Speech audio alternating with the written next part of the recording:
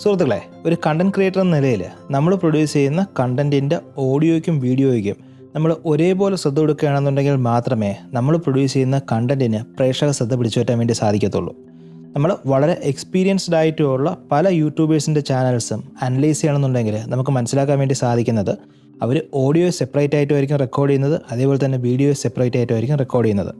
അതിനുശേഷം നമ്മൾ video editing സോഫ്റ്റ്വെയർസിലോട്ട് ആ ഒരു എഡിറ്റ് ചെയ്തിട്ടുള്ള ഓഡിയോ നമ്മൾ ഇമ്പോർട്ട് ചെയ്തതിന് ശേഷം നമ്മൾ റെൻഡർ ചെയ്യുകയാണ് ചെയ്യുന്നത്. ഈ രീതിയിലുള്ളൊരു പ്രൊഡക്ഷൻ പ്രോസസ്സാണ് അവർക്ക് വളരെ ഹൈ ക്വാളിറ്റി ആയിട്ടുള്ള ഒരു കണ്ടൻറ്റ് നമ്മുടെ മുമ്പിൽ എത്തിക്കാൻ വേണ്ടി സാധിക്കുന്നത്. എന്നെയും നിങ്ങളെയും പോലെ ചെറിയ യൂട്യൂബേഴ്സിന് ഇത് പ്രാക്ടിക്കലി പോസിബിൾ ആയിരിക്കത്തില്ല. അതുകൊണ്ട് തന്നെ നമ്മൾ ശ്രദ്ധ കൊടുക്കേണ്ടത് നമ്മൾ അറ്റ് പ്രസൻറ്റ് റെക്കോർഡ് ചെയ്തുകൊണ്ടിരിക്കുന്ന അതേ പ്രോസസ്സ് തന്നെ കണ്ടിന്യൂ ചെയ്യുക. അതായത് നമ്മളുടെ ഓഡിയോയും വീഡിയോയും നമ്മൾ ക്യാമറയിലോ അല്ലെങ്കിൽ മൊബൈൽ ഫോണിലാണോ ഏത് റെക്കോർഡിംഗ് ഡിവൈസിലാണോ റെക്കോർഡ് ചെയ്യുന്നത് അതിൽ തന്നെ നമ്മൾ റെക്കോർഡ് ചെയ്യുക.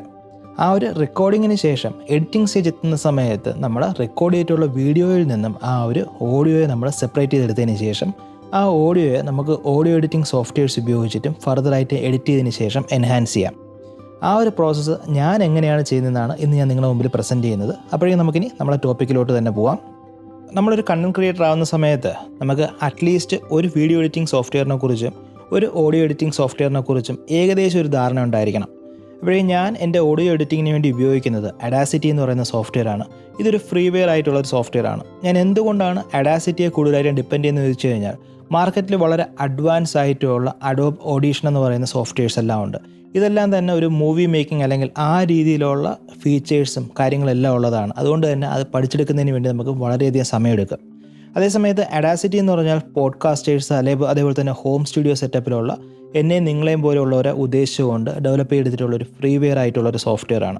അതുകൊണ്ട് തന്നെ Audacityയിലുള്ള യൂസർ ഇൻ്റർഫേസിനെ കുറിച്ചും അതിനകത്തുള്ള ഫീച്ചേഴ്സിനെ കുറിച്ചും നമുക്കറിഞ്ഞിരിക്കേണ്ട ഫീച്ചേഴ്സിനെ കുറിച്ചും വളരെ കുറച്ച് സമയം കൊണ്ട് തന്നെ നമുക്ക് മനസ്സിലാക്കാൻ വേണ്ടി സാധിക്കും. അപ്പോഴേക്കും എങ്ങനെയാണ് ഞാൻ Audacity സോഫ്റ്റ്വെയർ ഉപയോഗിച്ച് നമ്മളെ വീഡിയോയിൽ നിന്നും ഓഡിയോ സെപ്പറേറ്റ് ചെയ്തെടുക്കുന്നതെന്ന് നമുക്ക് നോക്കാം.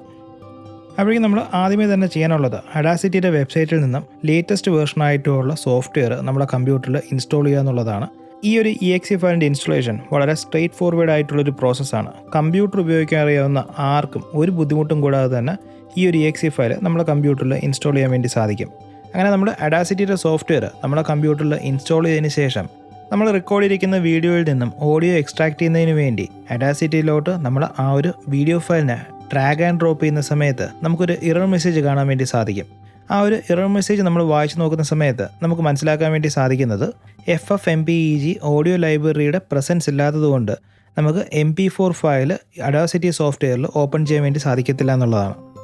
ഇതേപോലത്തെ ഒരു എറർ മെസ്സേജ് കിട്ടിക്കഴിഞ്ഞാൽ നമ്മൾ റൈറ്റ് അവേ തന്നെ FFmpeg ലൈബ്രറി നമ്മൾ Audacity സോഫ്റ്റ്വെയറിന് പോയിൻ്റ് ചെയ്ത് കൊടുക്കുക എന്നുള്ളതാണ് നമ്മുടെ നെക്സ്റ്റ് സ്റ്റെപ്പ്. ഇതിനായിട്ട് നമുക്ക് 2 ഓപ്ഷൻസാണ് ഉള്ളത്. അതിൽ ആദ്യത്തെ ഓപ്ഷൻ ffmpeg.org എന്ന് പറഞ്ഞൊരു വെബ്സൈറ്റ് ഉണ്ട്. ആ ഒരു വെബ്സൈറ്റിൽ നിന്നും നമുക്ക് ഡയറക്റ്റ് ആയിട്ടും ഈ ഒരു ഫയലിനെ ഡൗൺലോഡ് ചെയ്തതിന് ശേഷം Audacityയിലെ ലൈബ്രറിയിൽ നമുക്ക് മാനുവലായിട്ടും ഈ ഒരു FFmpeg ഫയലിന് നമുക്ക് പോയിൻ്റ് ചെയ്ത് കൊടുക്കാം. അത് കുറച്ച് കോംപ്ലിക്കേറ്റഡ് പ്രോസസ്സ് ആയതുകൊണ്ട് എൻ്റെ ഒരു പേഴ്സണൽ റെക്കമെൻഡേഷൻ നമ്മൾ ഗൂഗിളിൽ FFmpeg Audacity എന്ന് പറഞ്ഞ് സെർച്ച് ചെയ്യുക. അങ്ങനെ സെർച്ച് ചെയ്യുന്ന സമയത്ത് installing FFmpeg for windows Audacity manual എന്ന് പറഞ്ഞ് നമുക്കൊരു ലിങ്ക് കാണാൻ വേണ്ടി സാധിക്കും. നമ്മൾ ഈ കാണുന്ന വെബ്സൈറ്റ് Audacity ടീമിൻ്റെ തന്നെ ഒഫീഷ്യൽ മാനുവലാണ്. നമ്മൾ ഈ ഒരു വെബ്സൈറ്റ് ഓപ്പൺ ചെയ്യുന്ന സമയത്ത് നമുക്ക് അതിനകത്ത് തന്നെ എക്സ്റ്റേണൽ FFmpeg ഡൗൺലോഡ് പേജ് എന്ന് പറഞ്ഞ് ഒരു ലിങ്ക് കാണാൻ വേണ്ടി സാധിക്കും. ആ ഒരു exe ഫയലിനെ നമ്മളെ കമ്പ്യൂട്ടറിൽ ഡൗൺലോഡ് ചെയ്യുക. അതിനുശേഷം FFmpeg ഇൻസ്റ്റാളർ ഫയലിനെ നമ്മളെ കമ്പ്യൂട്ടറിൽ ഇൻസ്റ്റാൾ ചെയ്യുക. അങ്ങനെ FFmpeg ലൈബ്രറി നമ്മളെ കമ്പ്യൂട്ടറിൽ ഇൻസ്റ്റാൾ ചെയ്തതിന് ശേഷം നമ്മൾ റെക്കോർഡ് ചെയ്തിട്ടുള്ള നമ്മളെ വീഡിയോ ഫയൽ ആ ഒരു MP4 ഫയലിനെ നമ്മൾ Audacityയിലോട്ട് ഡ്രാഗ് ആൻഡ് ഡ്രോപ്പ് ചെയ്യുന്ന സമയത്ത് Audacity റൈറ്റ് അവേ തന്നെ ആ ഒരു ഫയലിൽ നിന്നും ഓഡിയോ മാത്രമായിട്ടും എക്സ്ട്രാക്ട് ചെയ്തെടുക്കുന്നതായിട്ട് നമുക്ക് കാണാൻ വേണ്ടി സാധിക്കും. അങ്ങനെ നമ്മളെ മുമ്പിൽ ഇപ്പോൾ കാണാൻ വേണ്ടി സാധിക്കുന്നത് അങ്ങനെ എക്സ്ട്രാക്ട് ചെയ്തെടുത്തിട്ടുള്ള ഓഡിയോയാണ്. ഇനി നമ്മൾ ചെയ്യാനുള്ളത് ഈ ഒരു മോണോ ചാനൽ നമ്മളൊരു മാസ്റ്റർ ഫയലാണ്. ഈ മാസ്റ്റർ ഫയലിനെ നമ്മളെ കമ്പ്യൂട്ടറിൽ സേവ് ചെയ്യുക. ഇത് സേവ് ചെയ്യുന്നതിന് വേണ്ടിയും ഞാൻ ഫോളോ ചെയ്യുന്ന പ്രിൻസിപ്പിൾ ഞാൻ എവിടെയാണോ ആ വീഡിയോ എഡിറ്റിങ്ങിന് വേണ്ടി സേവ് ചെയ്തിരിക്കുന്ന ഫയലിനെ സ്റ്റോർ ചെയ്തിരിക്കുന്നത് അതേ ലൊക്കേഷനിൽ തന്നെ പുതിയൊരു ഫോൾഡറും കൂടെ ക്രിയേറ്റ് ചെയ്യുന്നു.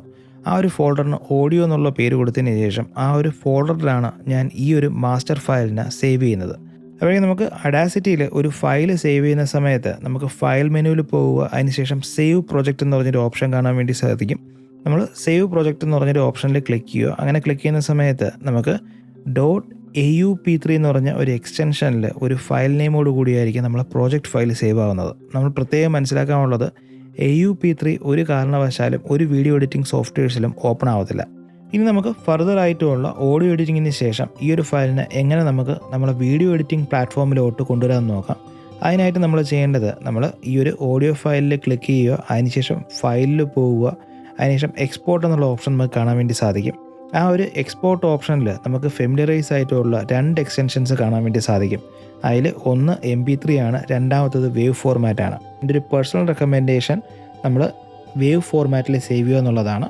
ഈ രീതിയിൽ Audacity ഉപയോഗിച്ച് എഡിറ്റ് ചെയ്തിരിക്കുന്ന ഓഡിയോ ഫയലിന് നമ്മൾ വീഡിയോ എഡിറ്റിംഗ് സോഫ്റ്റ്വെയറിലോട്ട് ഇമ്പോർട്ട് ചെയ്തതിന് ശേഷം നമ്മൾ റെൻഡർ ചെയ്യുന്ന സമയത്താണ് നല്ല ഓഡിയോയ്ക്കും വീഡിയോയ്ക്കും ഒരേപോലെ ബാലൻസ് ചെയ്തിട്ടുള്ളൊരു പ്രൊഡക്റ്റ് നമുക്കൊരു എൻഡ് റിസൾട്ടായിട്ട് കിട്ടുന്നത്.